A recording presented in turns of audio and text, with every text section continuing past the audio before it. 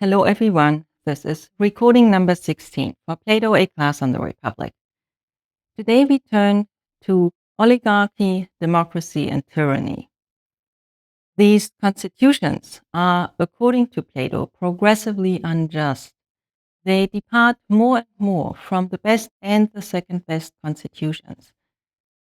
Now, we might not be surprised that tyranny is the worst constitution, according to Plato, but we may be surprised that he ranks democracy lower than oligarchy, and that is greatly contested.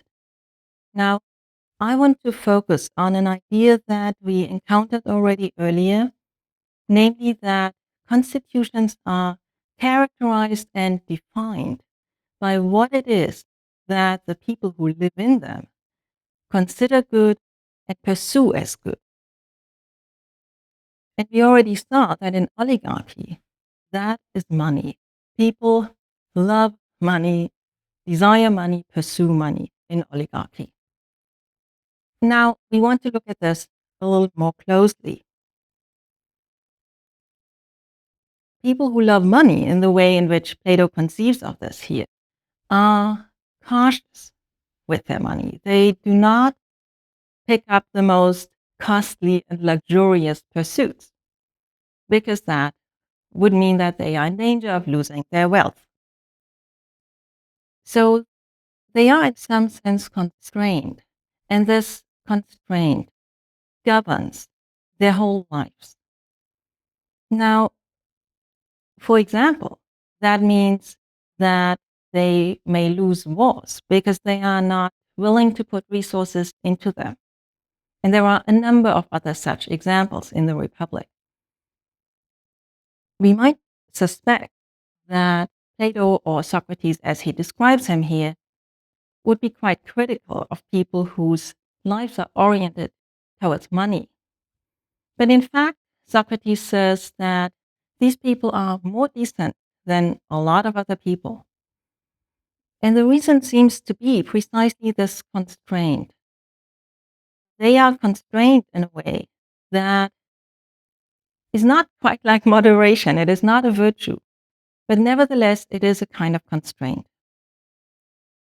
Now, here's how this constraint is not moderation. Oligarchic people do not pick up these excessive, dangerous, luxurious desires and pleasures. But there is one core desire that they have that is insatiable. That is precisely the desire for money. And now the claim is that it is this insatiable desire for money, which is in some sense what defines oligarchy as oligarchy, that makes it unstable and that pushes it beyond itself toward the next worst constitution. So how does that work? The thought is that people who love money love their own money, but they are not going to be cautious with the money of others. Quite to the contrary, they will happily watch how people from the next generation overspend and pick up loans and that sort of thing. So the thought is that the poor get poorer and the rich get richer, and there are going to be more poor people. And then Socrates says that they will eventually be angry and they will want change. And then any occasion suffices for there to be civil war.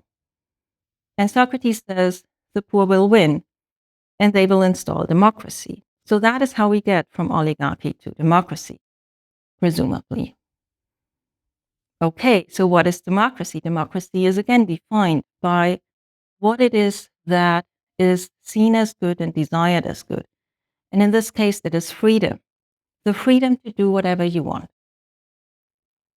And that includes that anyone can participate in the governing of the city. Now, note how far away we now are from the perfectly just city where positions of leadership were given to people who went through a long educational process.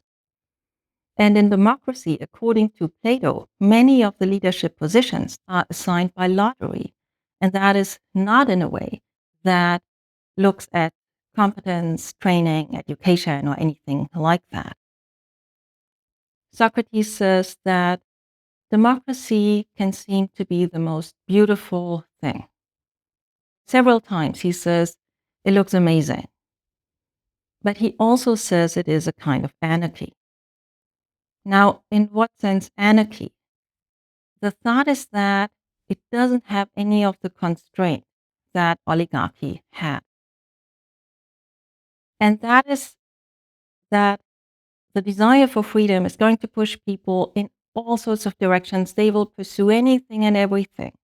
And Plato considers that somehow corrosive, or he considers it a kind of state of the city that in some sense lacks government, and in that sense is an anarchy.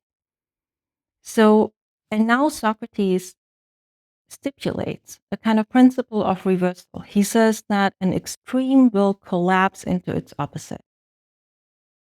That is how we get from democracy to tyranny. Democracy is understood as extreme freedom, which collapses into the extreme servitude of being ruled by a tyrant.